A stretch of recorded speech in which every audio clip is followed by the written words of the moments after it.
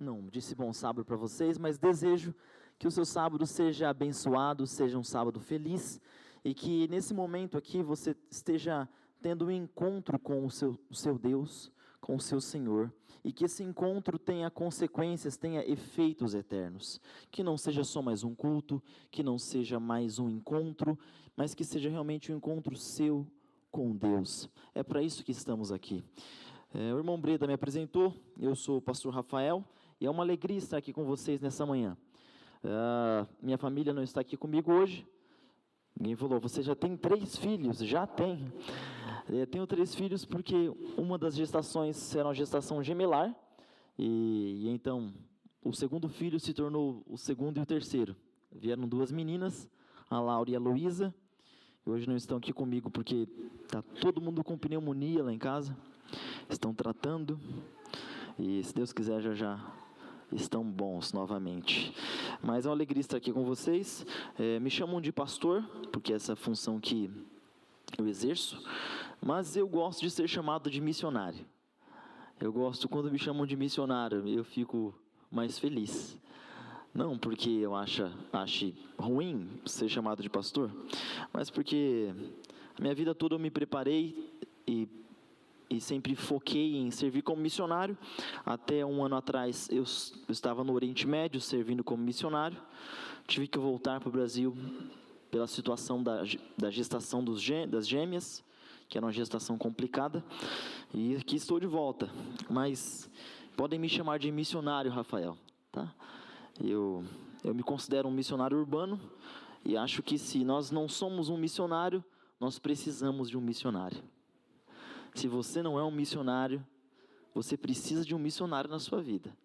A missão precisa acontecer, em detrimento da situação social, em detrimento da sua condição cultural. Você precisa ser um missionário, você precisa expandir o reino de Deus aqui nessa terra.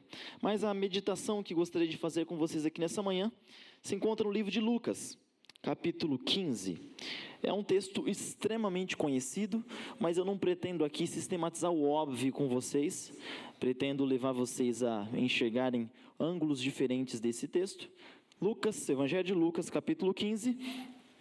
E aqui nós vamos ler o nosso texto especial dessa manhã. Lucas 15, verso 11. Se você não trouxe sua Bíblia, você pode acompanhar no seu celular. Abre aí o aplicativo, rapidinho você acha. Lucas capítulo 15, verso 11. Jesus continuou. O texto que eu começo a ler, na verdade, é a continuação de outro texto, de algo que Jesus ainda estava falando. Estamos pegando aqui o sermão na metade. Esse não é o começo da história que Jesus está tentando ensinar a gente aqui. Jesus continuou. Um homem tinha 2 filhos. O mais novo disse ao pai: quero a minha parte da herança. Assim, ele repartiu a sua propriedade, o pai repartiu a propriedade entre eles. Embora tenha sido o mais novo que solicitou a parte, o pai repartiu entre eles a sua propriedade. Não muito tempo depois, o filho mais novo reuniu tudo o que tinha e foi para uma região distante, e lá desperdiçou os seus bens, vivendo irresponsavelmente. Depois de ter gasto tudo, houve uma grande fome em toda aquela região, e ele começou a passar necessidade. Por isso foi empregar-se com um dos cidadãos daquela região, que mandou para o seu campo a fim de cuidar dos porcos. Ele desejava encher o estômago com as vagens de alfarrobeira que os porcos comiam ali, mas ninguém lhe dava nada. Caindo em si, ele disse: quantos empregados de meu pai têm comida de sobra, e eu aqui morrendo de fome? Eu me porei a caminho e voltarei para meu pai, e lhe direi: pai, pequei contra o céu e contra ti, não sou digno de ser chamado teu filho, trata-me como um dos teus empregados. A seguir, levantou-se e foi para seu pai. Estando ainda longe, seu pai o viu, e cheio de compaixão, correu para o seu filho, e o abraçou e beijou. O filho disse: pai, pequei contra o céu e contra ti, não sou digno mais de ser chamado teu filho.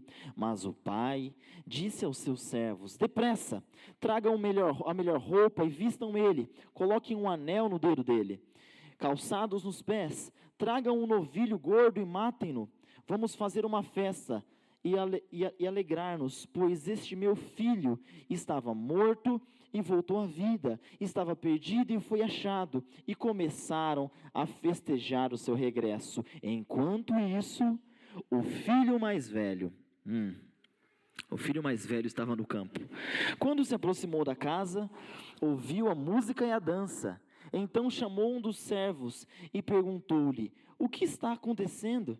E este lhe respondeu: o seu irmão voltou, o seu pai mandou a gente matar um novilho gordo, porque recebeu de volta são e salvo. O filho mais velho encheu-se de ira e não quis entrar. Então seu pai saiu e insistiu com ele, mas ele, respondendo ao seu pai, disse assim: olha, todos esses anos eu tenho trabalhado como um escravo ao teu serviço e nunca desobedeci às suas ordens, mas tu nunca me deste nenhum cabrito para que esse teu filho se alegrasse com os amigos. Mas quando volta para casa este teu filho, que esbanjou os teus bens com as prostitutas, matas um novilho gordo para ele. Disse o pai: meu filho, você sempre está comigo, e tudo o que eu tenho é seu. Mas nós tínhamos que celebrar a volta deste seu irmão e alegrar-nos, porque ele estava morto e voltou à vida, estava perdido e foi achado.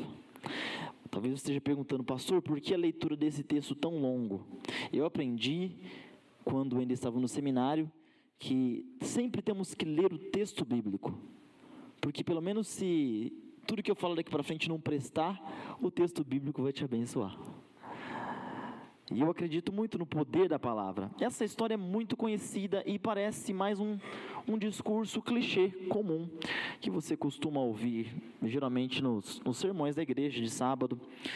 A história do filho mais novo, que nós chamamos de pródigo, e do filho mais velho. Chama-se a parábola do filho pródigo, que eu discordo.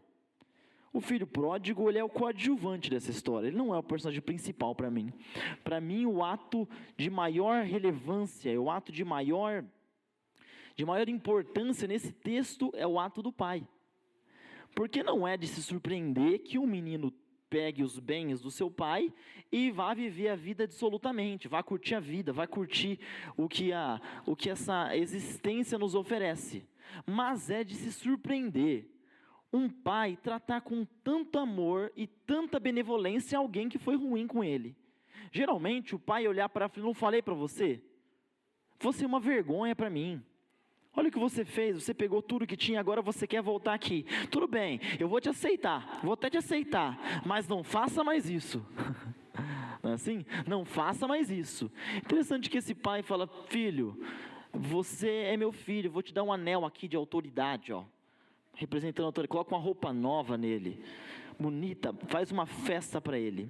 É interessante, quando as pessoas erram conosco, nós não perdoamos diretamente, a gente quer uma expiação do pecado ali, a gente quer que a pessoa se sinta punida de alguma forma. Então a pessoa vem pedir desculpa, você fala: tá bom, mas olha, eu quero dizer para você que eu fiquei chateada, eu fiquei assim. Aí você começa a despejar toda aquela dor e a pessoa está pedindo perdão ali para você, porque ela reconheceu. E aí você pisa no pescoço dela e dá uma sapateadinha em cima dela. Agora tá bom, então agora você está perdoado, já que eu revidei, já que eu te machuquei um pouquinho, então agora eu te perdoo. Esse pai não faz isso. Esse pai recebe o filho, coloca um anel, coloca uma roupa e começa a se alegrar. O interessante é que essa história, ela na verdade é a terceira parte de um sermão que Jesus estava dando. E nessa história nós temos um resumo do que Jesus estava falando antes. Eu convido você, qualquer texto que você for interpretar, se você está lendo a Ilíada, ou se você está lendo Dostoiévski, você precisa entender o contexto para depois fazer uma conclusão no final de qualquer leitura. Então eu convido você a olhar para o início desse capítulo, que Jesus está contando uma outra parábola, que você também conhece. E essas parábolas fazem parte de um sermão só. Tem uma ideia única essas parábolas. Todas elas têm a intenção de apontar para uma lição. Diz assim, verso 1 do capítulo 15: todos os publicanos e pecadores estavam se reunindo para ouvi-lo, mas os fariseus e os mestres da lei o criticavam. Este homem recebe pecadores e come com eles. Qual que era o problema? Jesus Cristo estava sendo criticado porque ele andava com maltrapilhos. Ele estava sendo criticado porque ele se juntava com pessoas que não eram exemplos para a sociedade, não eram exemplos espirituais, não eram exemplos de cidadão, não eram exemplos, eram pessoas desprezíveis dentro da perspectiva desse grupo que criticava Jesus aqui. Os fariseus e os mestres da lei, eles não conseguiam enxergar que um líder espiritual, alguém que se dizia ser o próprio Deus, andava com pessoas que eram indignas disso. Indignas à presença do próprio Deus. E então eles começam a criticar, ele não pode ser Deus porque ele anda com pecadores. E então, no verso 3, então Jesus lhe contou uma parábola. Qual de vocês, que possuindo 100 ovelhas e perdendo uma, não deixa as 99 no campo e vai atrás da ovelha perdida até encontrá-la? Ele pergunta para eles. Jesus começa a contar a parábola que vocês conhecem. Tem 100 ovelhas, uma se perde. O pastor vai atrás dessa uma ou não? Sim ou não? Vai atrás. Agora eu quero fazer uma pergunta para você. Essa ovelha está perdida dentro do aprisco ou fora do aprisco? Fora. Ela está perdida fora. Então Jesus falou, olha, quem que não vai salvar alguém que está perdido lá fora? Você vai salvar, se você é sua ovelha, você vai salvar. Então eu estou para salvar, viu gente? Eu estou aqui junto com os maltrapilhos, com as prostitutas, com os cobradores de impostos, porque eu vim aqui para alcançar, para salvar. Ou seja, a espiritualidade, a experiência espiritual para Jesus tinha a ver mais com o que Deus era e o que Deus sonhava do que o que ele sonhava para ele mesmo. Com certeza não era a coisa mais agradável do mundo alguém do calibre intelectual e espiritual de Jesus conviver com pessoas que não conseguiam enxergar um palmo na sua frente. Pessoas de um nível moral muito rebaixado. Mas o ministério de Jesus nunca foi para satisfazer ele, era para satisfazer a vontade do Pai. Segunda parábola, aqui no texto do verso 8, diz assim, ele continua: ou qual é a mulher que possuindo 10 dracmas, 10 moedas, e perdendo uma delas, não acende uma candeia e varre a casa à procura atentamente até encontrá-la? E quando a encontra, reúne as amigas e as vizinhas e dizem: se alegrem comigo, pois eu encontrei a minha moeda perdida. Eu lhes digo que da mesma forma, há alegria na presença dos anjos de Deus por um pecador que se arrepende. Agora, pensa que história pueril é essa história de uma mulher que se alegra porque encontrou uma moeda. Quem que se alegra porque encontrou uma moeda? É claro que talvez você não queira perder os centavos, não queira perder os detalhezinhos e controle bem seu dinheiro. Mas você não anuncia para todo mundo que você perdeu uma moeda em casa? Esse contexto é específico, porque a mulher no Oriente Médio, ela geralmente quando vai casar, o marido dá o dote para a família, e esses dotes, que é dado para o pai da menina, o pai geralmente ele reúne uma parte desse dote em moedas, e a mulher, ela costuma costurar essas moedas nas roupas dela. Eu não sei se você já foi alguma vez para o Oriente Médio, mas você vai perceber que as mulheres costuram essas moedas, principalmente as mulheres que vivem em regiões mais tribais. O Oriente Médio tem lugares super urbanos, né? Para lugares como Abu Dhabi, Dubai, próprio Amman, ou Beirute no Líbano, são cidades fantásticas e super urbanas, assim, que perderam um pouco da tradição tribal do Oriente Médio. Mas ainda os beduínos, as pessoas que vivem nas comunidades menores, mantêm essas práticas. Então a moça costura aquelas moedas na sua roupa, para que no caso do esposo falecer, ou então por alguma razão ela ficar sem o esposo, ela tenha condições de sobreviver sem ter que se prostituir. Porque a cultura até hoje no Oriente Médio é uma cultura muito machista. E o machismo lá é muito maior do que o machismo aqui. Existe machismo aqui, né, gente? É óbvio que existe. O machismo, ele é terrível. Ele machuca muito as nossas mulheres. Ele faz com que elas vivam uma vida limitada, e elas poderiam viver melhor, mas os homens não permitem muito. Eles não estão muito desejosos de ver uma mulher ganhando muito bem, de uma mulher ter proeminência social. Isso incomoda porque a nossa sociedade é criada, os meninos são criados para se ver melhor que as meninas, para enxergar as mulheres como se fossem escravas dela. Minha esposa, ainda quando a gente morava na Jordânia, era bem difícil, porque ela não podia sair sozinha. Os homens, eles atacam as mulheres. Então é muito comum haver estupro, é muito comum o abuso das mulheres, principalmente mulheres de pele branca.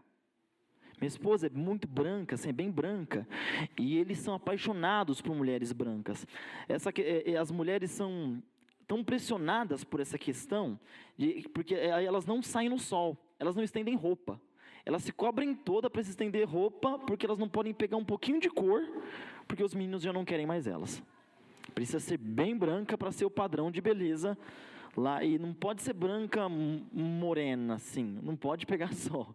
Se pegar sol, o padrão de beleza deles não aceita isso. E eles costumavam, atrás, minha esposa saía para caminhar com meu filho, na perto da rua de casa, assim, e muitas vezes ela voltava correndo para casa, porque algum carro começava a seguir ela, tentava perseguir ela.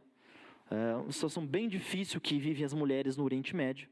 A educação, existe limitações. Se você vai para a Universidade de Jordan University, lá onde eu morava, alguns cursos as mulheres não podem fazer. E quem decide o que a mulher vai estudar é o governo. O governo decide, você vai ser uma advogada. Você vai ser isso. Eles que decidem o que vai ser. E essa mulher aqui que Jesus está falando na parábola é uma mulher do contexto do Oriente Médio. Por isso que quando ela perde a moeda, ela entra em pânico. Não é que essa história é uma história que não tem a noção, não. Ela tem muita razão de estar atrás daquela dracma. Porque o futuro dela depende daquilo. Aquilo é uma parte do dote, então quando ela acha aquela moeda perdida, ela faz uma festa. Chama as amigas, fala, eu encontrei a minha moeda. Aí você entende que ela não é louca. Ela só encontrou a poupança dela ali. A poupança, o seguro dela. E essa moeda está perdida dentro ou fora da casa? Então nós temos duas situações aqui. Temos uma ovelha perdida fora e temos uma moeda perdida dentro. Então Jesus começa a contar a história de dois irmãos. Essa é a parábola dos dois irmãos. E aí então um pede a herança, fala, pai, eu quero que o senhor venda tudo aqui, eu queria que o senhor tivesse morrido já, para eu pegar a minha parte. Mas já que o senhor não morreu, então dá logo a minha parte. Uma ofensa tremenda ao pai. Principalmente naquela região do mundo, que você não fala nunca com um patriarca desse jeito. É interessante que os homens mais velhos no Oriente Médio, eles não correm. Eles sempre andam. Homens experientes não correm a ninguém, as pessoas correm a eles. Eles são respeitados. As pessoas experientes são muito respeitadas no Oriente Médio. Se você é um pai de uma família, ninguém levanta a voz por você. Você pode estar, temos até caso lá de homens que estão em idade avançada e começam a ter algumas doenças. E começam a ficar com a psique um pouco debilitada. E mesmo assim, o respeito que eles têm é tremendo. E o que esse menino faz para esse pai é um absurdo. É um tremendo absurdo. Mas a Bíblia diz que o pai repartiu entre os... Um teve coragem de pedir, mas o outro teve a petulância de aceitar. que ficou aceitou. O texto diz que o pai repartiu entre os dois. Então um ficou perdido fora, mas tinha um perdido. A preparação para a parábola do filho pródigo veio antes, com a parábola da ovelha perdida, fora, e a parábola da moeda perdida, dentro. Porque Jesus estava dizendo que existem perdidos fora e perdidos. Mas para os fariseus isso é um absurdo. Porque para os fariseus a experiência espiritual tinha a ver com um ritual, tinha a ver com pertencer a uma instituição, tinha a ver com as ações religiosas, as ações, as boas obras, a prática religiosa era a espiritualidade deles. Então eles não conseguiam fazer essa divisão e nem olhar como Jesus olhava, de que poderia haver perdidos dentro. Para eles os perdidos só estavam fora, e eram tão perdidos que não eram nem dignos da presença deles. Sabe que a gente tem um costume péssimo de achar que nós podemos alcançar algum crédito com Deus, ter algum crédito com Deus. E esse costume, esse pensamento, essa cultura, faz com que muitas pessoas se afastem da gente. Eu lembro quando eu ainda era menino sim, bem mais novo do que eu sou hoje. Eu lembro que eu queria ser um missionário, ser um missionário. Então eu falei, eu preciso aprender inglês para ser missionário. E nessa época eu decidi ir para a América, fui para a América e lá eu comecei a trabalhar numa igreja americana. Eu não queria ficar com brasileiros, porque vocês conhecem a América, vocês sabem, tem muitos brasileiros que moram há 20, 30 anos lá e até hoje não falam inglês de forma apropriada.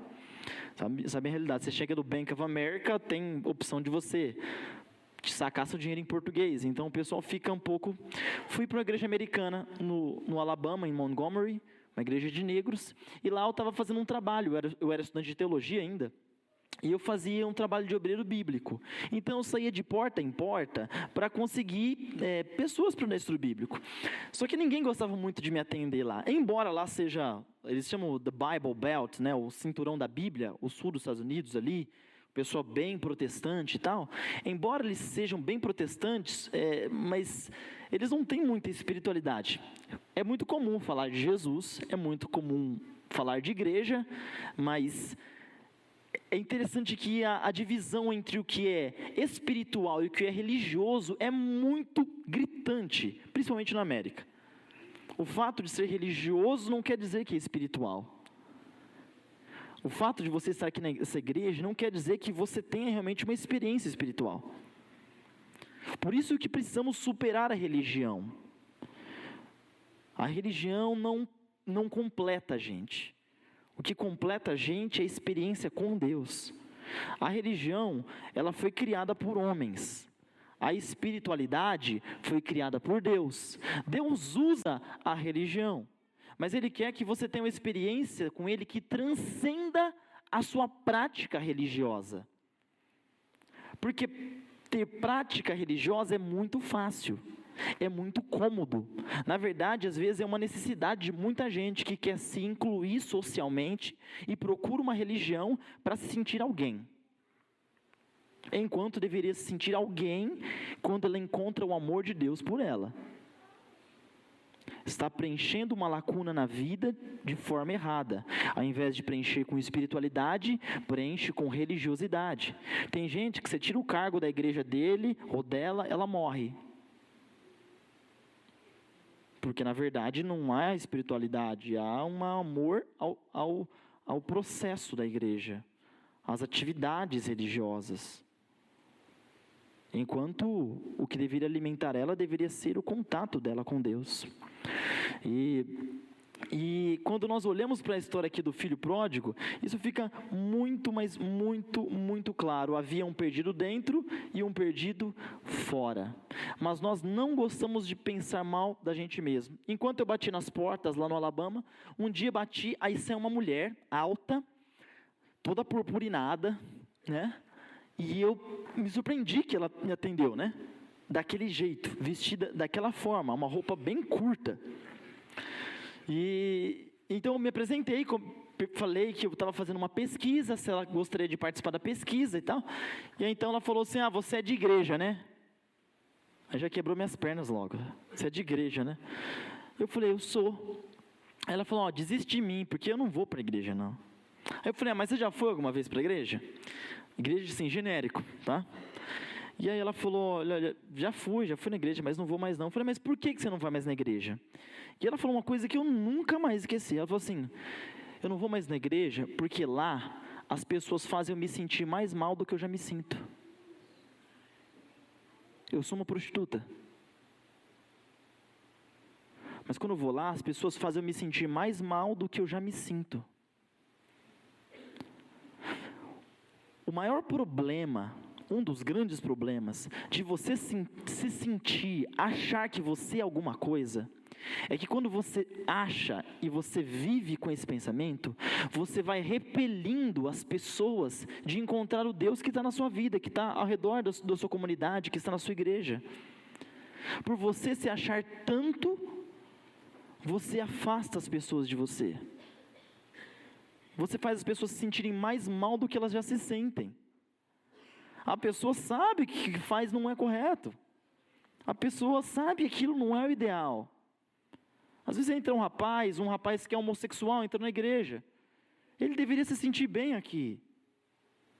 Ele deveria ser acolhido por todos nós. Porque Deus ama o homossexual. Deus odeia a homossexualidade, a prática homossexual. Mas Deus ama o indivíduo. Deus quer o bem do indivíduo.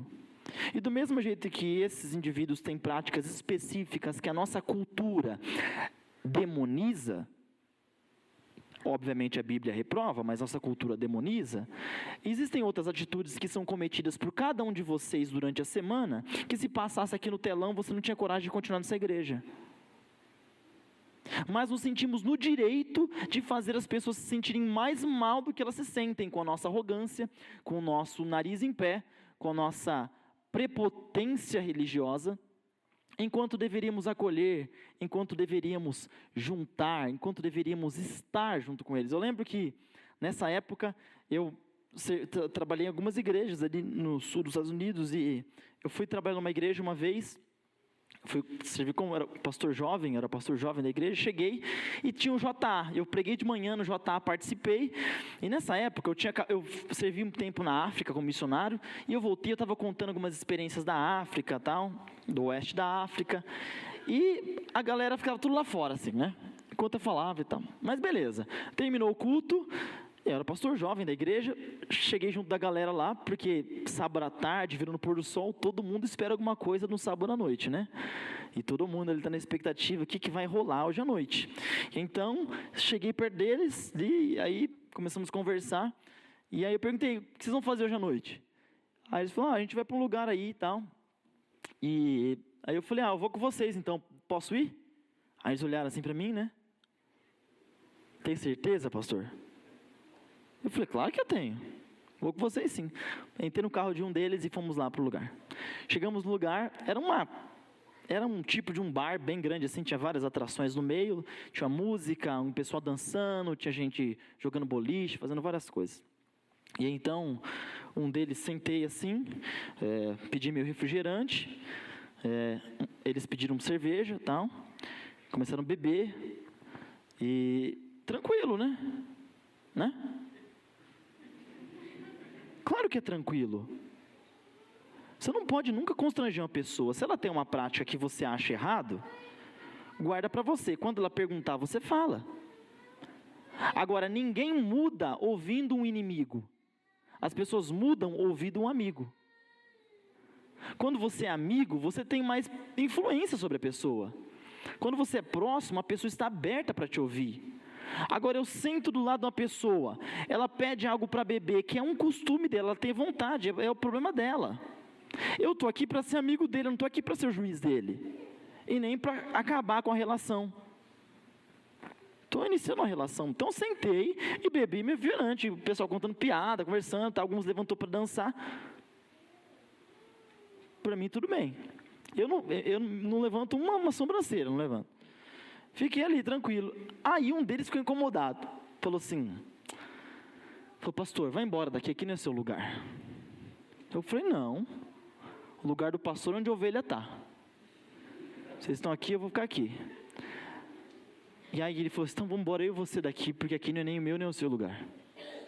Aí eu falei, não, então antes da gente sair, a gente vai dar tchau de forma apropriada para a galera.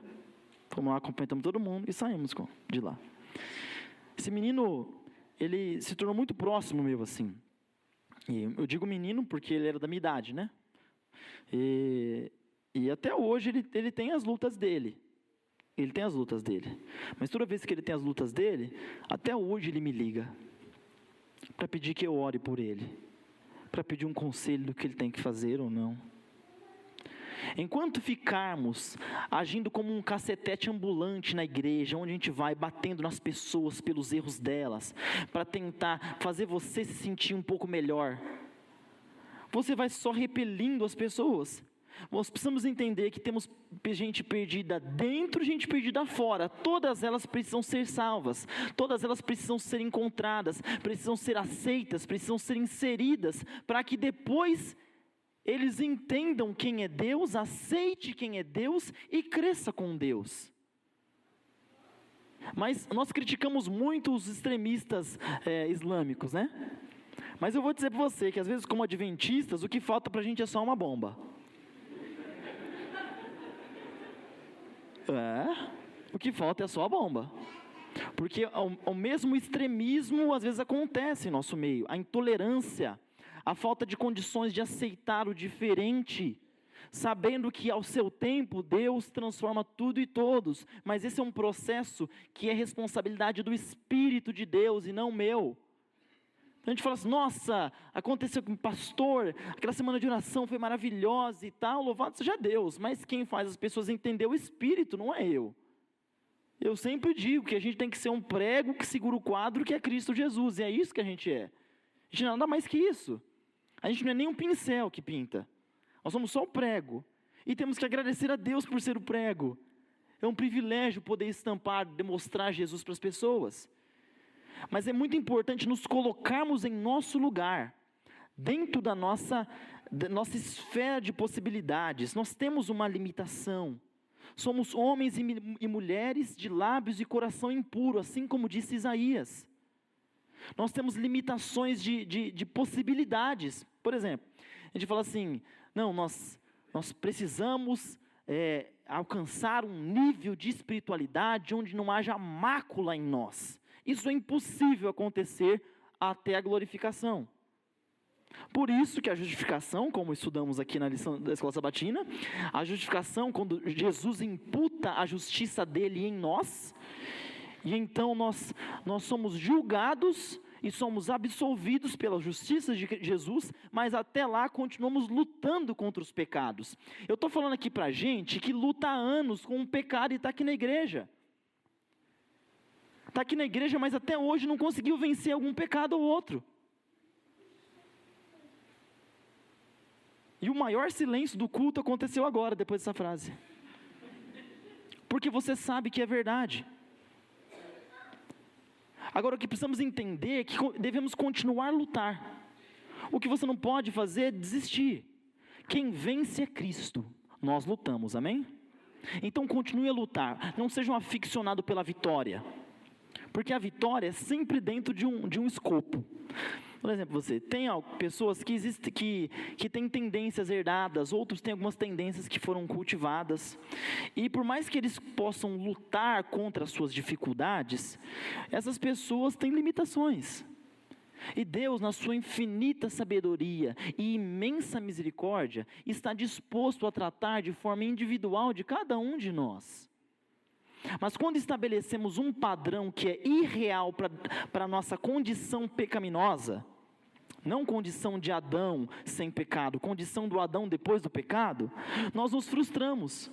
Aí vivemos como um bando de cristão miserável, sempre assim, aí se alguém fala, nossa, ele fala de Deus para a pessoa, eu não posso falar de Deus porque eu sou muito pecador, eu tenho um pecado, eu tenho uma coisa que me atrapalha, e sempre assim. Você vai sempre ter uma coisa que te atrapalha. Sempre. Paulo subiu ao terceiro céu, ouviu palavras inefáveis que ao homem não é lícito ouvir. E ele disse: miserável homem que sou, quem me livrará do corpo dessa morte? O bem que eu quero fazer, esse eu não faço, mas o mal que eu não quero, Senhor, esse eu faço. Porque onde abundou o pecado, ele está falando dele, é autobiográfico.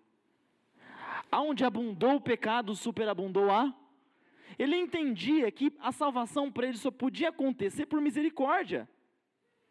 Porque nele não tinha condições, não havia condições nele, por si só, de alcançar justiça. Então a justiça de Cristo deveria ser imputada nele, do contrário, não tinha jeito. Mas inconscientemente nós estabelecemos situações, funções de igreja, alguns hábitos pessoais que nós temos, como créditos com Deus. Mas quando o filho mais novo chega para o pai, fala assim: pai, o pai vê o menino ao longe. É interessante que o pai está disposto, o pai está na janela, o pai está ali, o pai está esperando. A religiosidade católica fez a gente pensar que o pai nunca está disposto, ele não está com predisposição de te ajudar, ele está com predisposição de te punir. Se você fizer isso, Deus castiga. Essa coisa bem de manipulação de massa mesmo, né? Então se você fizer isso aqui, olha Voltaire, tem um tigre aqui dentro do armário, tá? Então não abre não, porque se você abrir, o tigre vai te comer. Aí ele cresce, abre, os doces da casa, está tudo ali.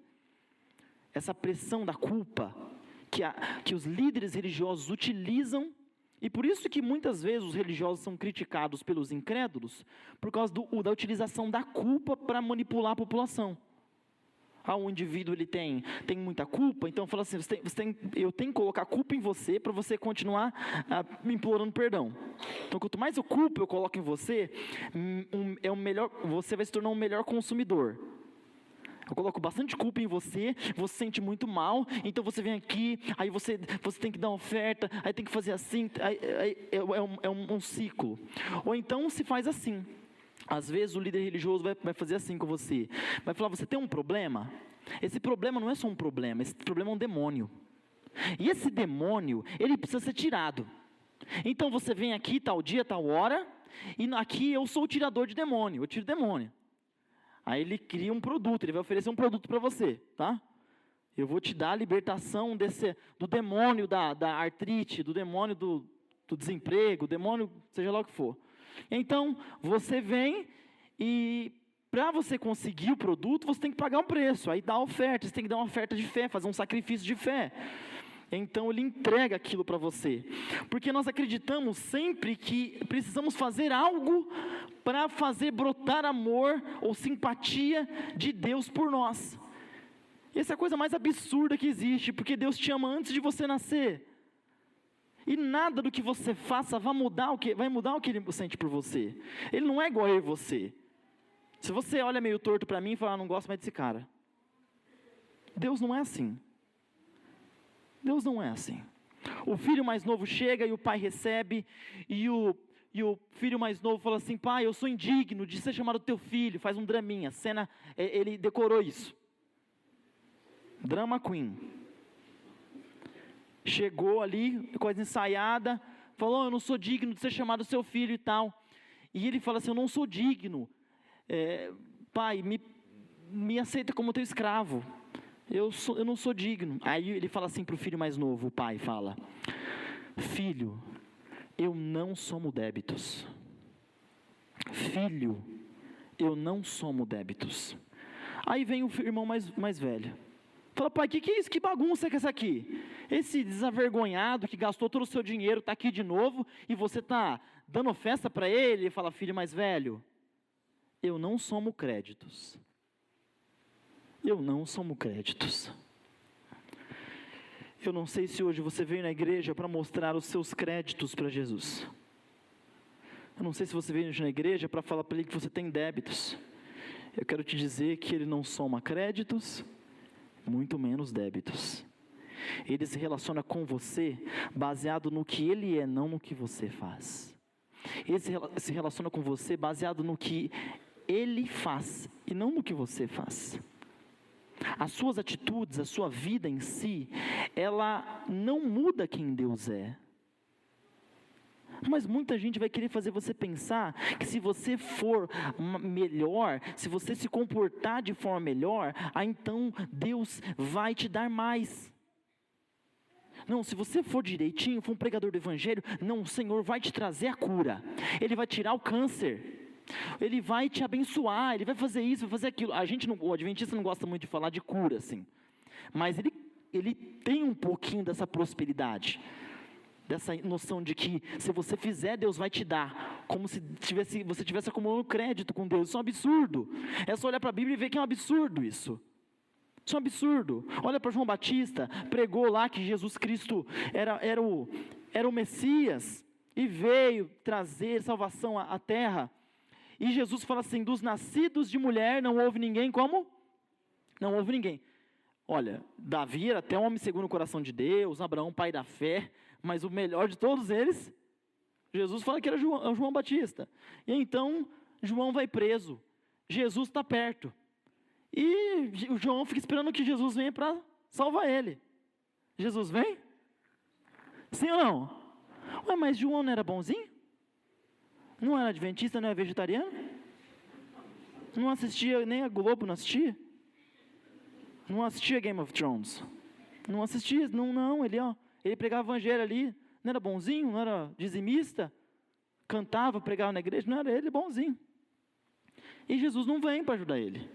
Tanto que João ficou, pede para os discípulos, fala, olha, vai lá ver se realmente ele é o Messias. E os discípulos de João vão lá, ver Jesus realizando milagre, porque Deus dá para quem ele quer, porque ele é soberano. Deus dá para quem ele quer, no momento que ele quer, temos que aceitar isso. Ele está abençoando, é cego que está vendo, é coxo que está andando, e João preso. Ué, ele pode curar esse povo todo, ele não pode me tirar aqui da cadeia? Ele não tem tempo para cuidar de mim? Qual que é o problema?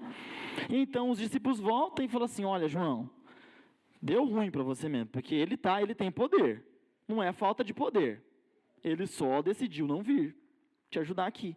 João aceita e é decapitado. Onde há a prosperidade aqui?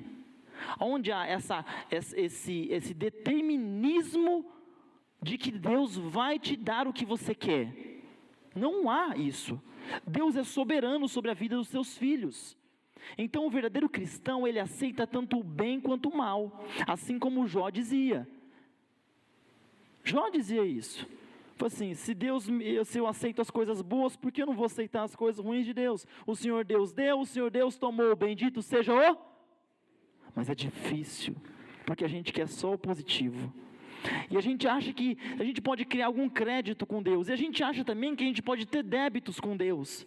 Isso é um absurdo. Quando eu tinha mais ou menos eu prego já há muito tempo. Alguém perguntou ali no fundo, nossa, quando você começou o seu ministério? Eu falei, há muito tempo. Há muito tempo, eu prego há muito tempo. Quando eu tinha uns 12 anos de idade, eu sou de Ribeirão Preto, interior de São Paulo. Cidade maravilhosa. E eu pregava em uma igreja, era uma vigília, e eu pregava um texto de Paulo, segui a paz e santificação, sem a qual ninguém verá a Deus. E uma mulher ficou endemoniada no culto. Coisa horrível, né? E ela veio andando assim para frente assim. Eu queria me teletransportar. Eu poderia contar uma história aqui de heroísmo e tal, mas eu fiquei com muito medo. Por quê? Eu vou explicar para vocês por quê. Porque naquele dia, horas antes, eu não queria ir pregar. Porque eu não estava bem espiritualmente. Eu tinha coisas na minha vida que não estavam ok. Então eu falei, não posso ir pregar lá assim, desse jeito que eu estou. Tá ruim, não posso ir lá. Aí então, eu não podia também furar com o Breda. Não gosto de deixar a igreja na mão. Aí fui contrariado. Mas estou pregando na vigília, aí a mulher fica endemoniada. O que eu pensei? Faz a ligação, gente. Olha, existe um axônio entre um neurônio e o outro. Vamos lá, eu sei que você consegue chegar lá. Vamos lá. O que eu pensei? O demônio apareceu por causa de quem? Por causa de mim. Eu estou aqui no púlpito e o demônio aparece. Eu tô com um problema. E aí agora veio pior. Aí eu parei de pensar de que era culpa minha e eu comecei a pensar, ele vai falar tudo meus pecados para as pessoas aqui agora. Aí que fica ruim. Aí essa hora que eu quis me teletransportar. Eu fechei o olho, eu confesso que eu pedi sua misericórdia, nem orei a Deus. Essa mulher caiu lá e tal, depois o espírito saiu. Interessante que nessas horas todo mundo fica santo, né? Todo mundo vira o cristão, castelo forte, começa a cantar e chorar, uma emoção. Nossa, a mulher endemoniada, depois o espírito saiu, e eu voltando para casa, um amigo meu me disse assim, eu contei para ele o que tinha se passado comigo. Aí ele falou assim, Rafael, quero te dizer uma coisa, você nunca vai ser digno para pregar. A única coisa que te dá a possibilidade de pregar é a dignidade de Jesus Cristo. Não espere pelo dia que você será digno para pregar aqui nessa terra. Ninguém é digno de falar nada de Deus. Mas tudo que fazemos, a nossa pregação, a nossa música, é por quem Ele é, não pelo que nós somos. É pelo que Ele faz, não pelo que nós fazemos. Não há créditos e não há débitos com Deus. O coração dele se move em nossa direção de forma voluntária. É Ele que ama, e nada que você faça vai mudar o sentimento dele, mas, sempre tem um mas, né? Minha mãe disse que tudo antes do mas não vale nada, mas vale. Mas, as nossas atitudes podem não mudar o sentimento de Deus por nós, mas as nossas atitudes mudam o nosso próprio sentimento com relação a Deus. Daí que vem a importância da fidelidade. Deus não quer só que você obedeça a Ele, porque Ele vai ficar tristinho chorando no canto. Não é a realidade de Deus. Ele quer que você obedeça a Ele para o seu próprio bem. Porque quanto mais você vai longe na desobediência, essa desobediência coloca o teu coração longe de Deus. Te impossibilita de enxergá-lo como Ele é. De ver as coisas que Ele faz e o que Ele espera para a sua vida. A obediência é uma bênção para nós, não é uma maldição. E também não é uma condição para a salvação. Quando nós falamos de graça, falamos sobre justificação pela fé, o assunto é claro. A obediência não te salva, ponto. Uma vez resolvido esse assunto, a gente pode falar sobre a relevância da obediência. É relevante obedecer ou não? Aí você vai encontrar a relevância da obediência. O assunto que não pode se misturar é você misturar obediência com salvação. Só isso que você não pode fazer. Se você não fizer isso, aí você não cria um problema. Porque a partir do momento que você achar que você é adventista, ou porque você guarda o sábado, que você é vegetariano, que você vai para o céu, aí você se iludiu. Ah, não, mas olha meu cabelo, eu nem passo tinta nele. Está perdendo muita coisa. Podia estar melhor o cabelo. Ah, mas faça o que você faz, deixe de fazer o que você faz, seja lá o que você faça, mas não ache que isso vai modificar o seu sentimento, o sentimento de Deus por você. Deus não muda conosco. Eu me batizei no dia 17 de maio de 1998. Lá em Ribeirão Preto. Me batizei, eu era o único adventista da minha família. Eu vim para a igreja porque um dia tinha uma mulher chamada Blussi Gulfier Sela.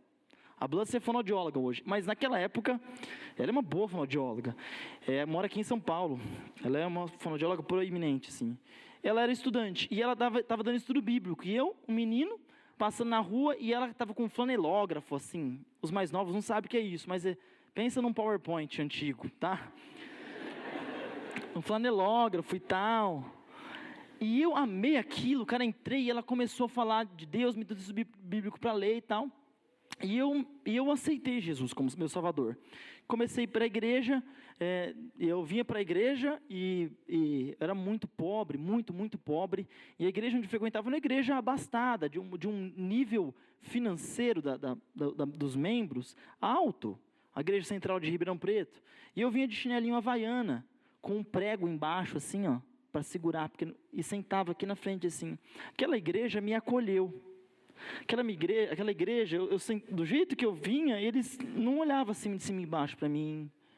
Não, no terceiro sábado eles me deram roupa. Vou te falar como que eles me deram. E eu quero, se vocês aprenderem isso aqui, gente, isso transforma vidas. Eu vinha na classe escola sabatina, a juvenil sentava aqui. Eu já estou terminando, já é 1h30? É 1h30? Meu Deus do céu. Tá tarde, eu vou terminar.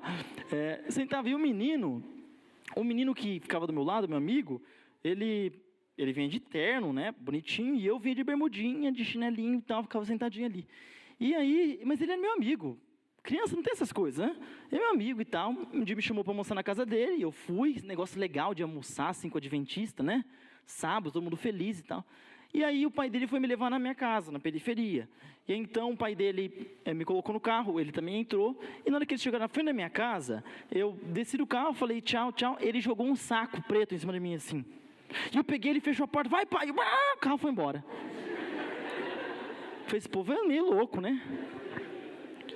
Aí que eu entendi, eu abri o saco, aquele saco preto, e tinha roupa lá dentro. Ele não queria me constranger.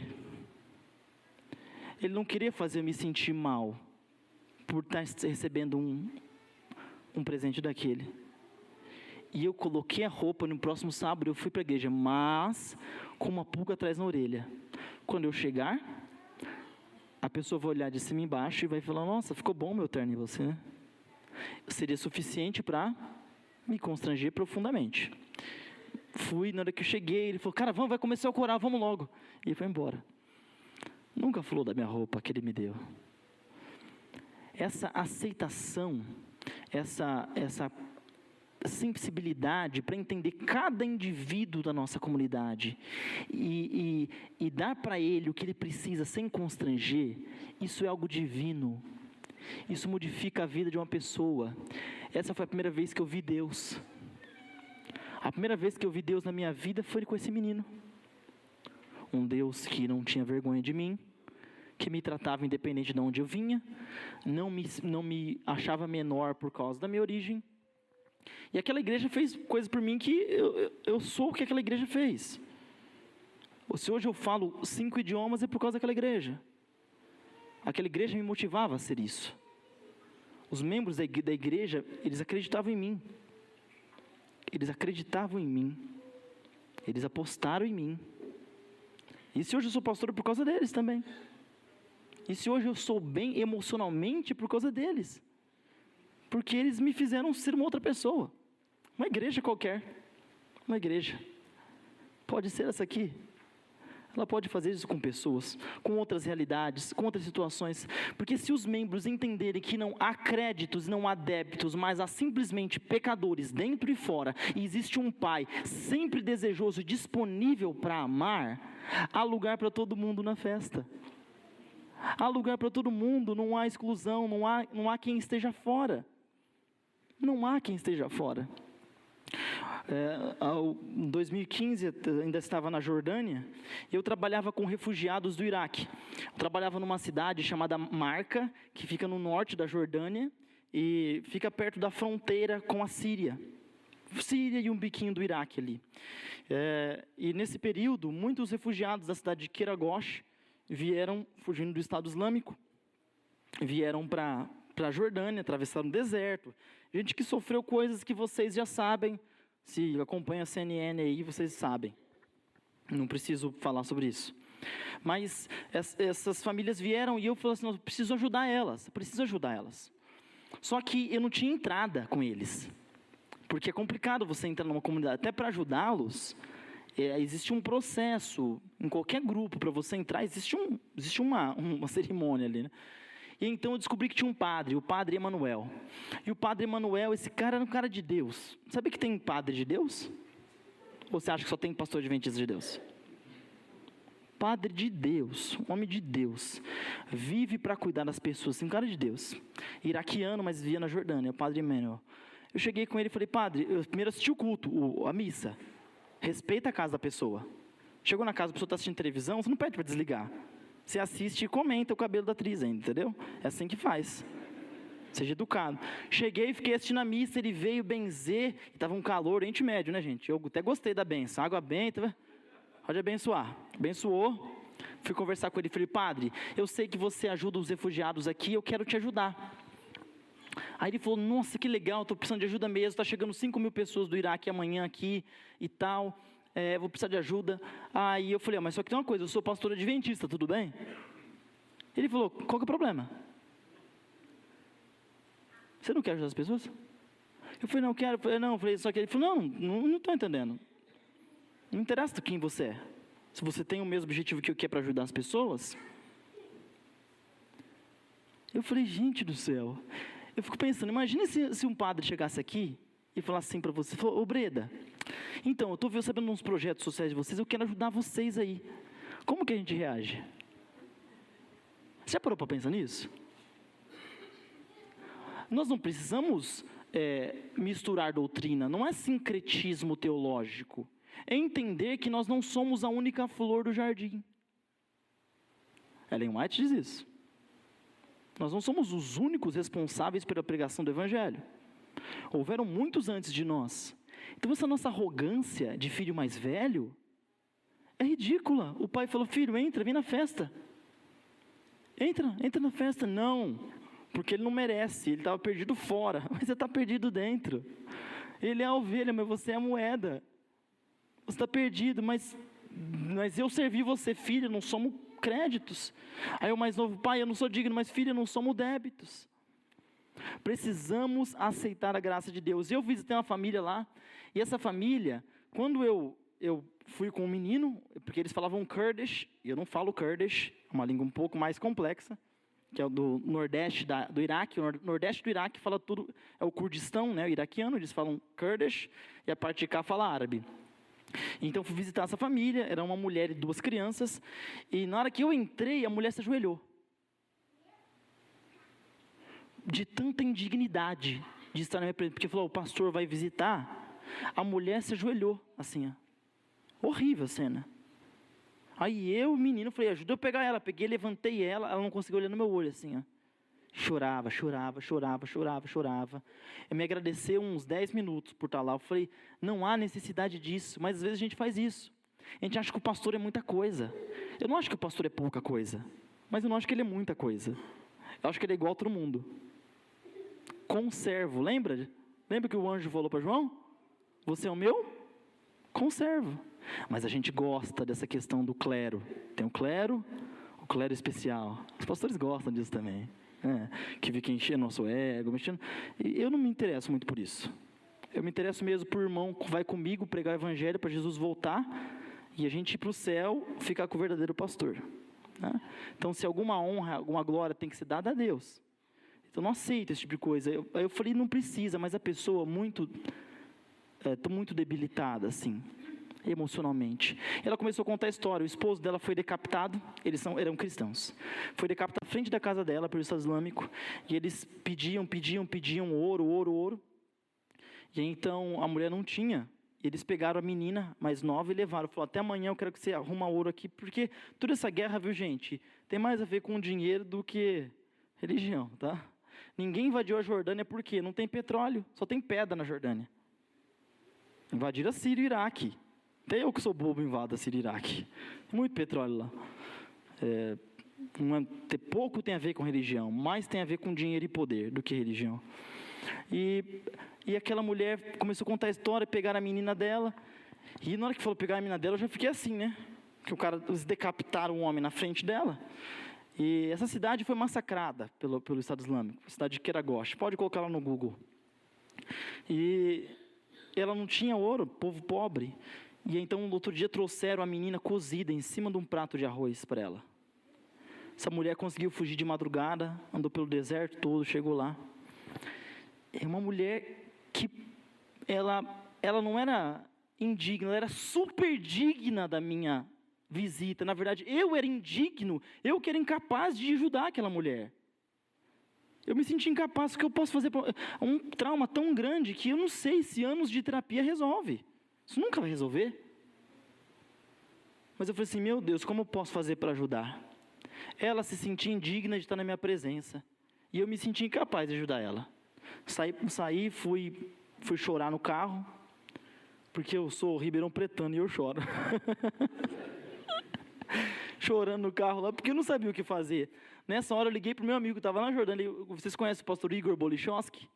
Teve aqui recentemente, né? É muito amigo meu. E eu liguei, ele me acalmou e tal. Ele falou, não, Deus vai dar uma direção e tal. E enquanto eu chorava assim, alguém bateu no vidro, uma mulher branca, e falou assim para mim, can I help you? Um bom inglês. E o cara de ocidental, sem véu, abriu o vidro, né? Não tinha risco de bomba, nada disso, Lá era perigoso. E aí, ela falou, posso ajudar e tal? Aí eu falei, olha, eu tô com uma situação aqui, isso me fez sofrer e tal. Aí eu contei a história para ela, ela falou, olha, eu posso te ajudar. Eu trabalho aqui para a ONU. Eu posso te ajudar, a mulher francesa. Então ela falou, me leva lá. A gente foi lá, escrevemos a história da família. Escrevemos a história. Ela entregou então para a embaixada do Canadá, a embaixada da Austrália, lá. E a embaixada, uma das embaixadas aceitou, acho que a embaixada da Austrália, e levaram eles para a Austrália para serem cuidados lá. E essa mulher, eu nunca esqueço dela, porque eu sei que só Jesus vai curar essa dor dela. E o que eu fiz por ela não foi nada, foi exatamente o que eu devia fazer. Na verdade, o que eu não tinha capacidade de fazer, e Deus falou, não, você vai ser só um prego, tá, Rafael? Eu preciso mostrar Jesus aqui, então eu vou prender você na parede que eu tenho que pôr o quadro. E foi a melhor função que eu ocupei na minha vida, de prego. Até hoje eu não sei se eu já fiz algo mais relevante na minha vida do que ter ajudado aquela família. E eu não sei se um dia eu vou fazer algo mais relevante do que aquilo. Simplesmente porque eu não acho ela melhor do que eu. Simplesmente porque eu não acho a casa dela suja demais. Eu não acho ela desprezível demais pela cultura, ou seja, a origem que ela vem. Ela é simplesmente um filho de Deus que precisa da minha ajuda. E lá vou eu. Quando essa igreja entender quem ela é, quando cada indivíduo entender sua condição diante de Deus, e entender que é simplesmente um pecador diante de um pai que está sempre disposto a perdoar, e que existem outros irmãos perdidos dentro e perdidos fora, e que serão aceitos na festa do mesmo jeito, nesse momento, não só as portas da igreja e as janelas se abrem, mas os corações se abrem. E quando corações se abrem, as pessoas entram, as pessoas são chamadas, elas são aceitas e elas são atraídas de forma poderosa. Porque quando a humildade que a graça traz na vida do cristão, ela é estabelecida na existência, isso é contagiante. Gostaria de terminar o sermão e pedir para que o quarteto viesse aqui à frente já, contando uma história a vocês. Em Washington, D.C., nos Estados Unidos, um menino uma vez caminhava perto dos monumentos, e lá em Washington existe um obelisco, um obelisco bem alto assim, que às vezes passa até muito em filmes aí. E o menino estava com uma quarter na mão, jogando para cima assim, e falou, pai, eu quero comprar esse obelisco aí. E o pai falou, aqui é dinheiro, aqui é América, aqui money talks, vai lá, fala pro guarda que você quer comprar. Então ele chega com a moedinha, jogando pro alto, fala assim, ô seu guarda, eu quero comprar esse obelisco aqui. E o guarda falou assim para ele, não filho, mas você não pode comprar o obelisco. Ele falou, mas por que eu não posso? Aqui é América, tudo está à venda aqui. E o guarda falou, mas menino, é o seguinte, primeiro, o obelisco não está à venda. Segundo, você não tem dinheiro suficiente para comprar. E terceiro, você como um cidadão americano, ele já é seu. A salvação em Cristo Jesus não está à venda, você não tem dinheiro para comprar, e você como filho dele, já é dono da salvação. Então olhe para o Calvário, olhe para a cruz de Cristo, aceite essa salvação e viva com o nariz de pé, mas olhando para Cristo, porque Ele é a razão, Ele deve ser a sua motivação, e mesmo se não tiver forças mais nos seus pés, nas suas pernas, no seu coração, na sua mente, continue a lutar, porque Cristo vencerá na sua vida.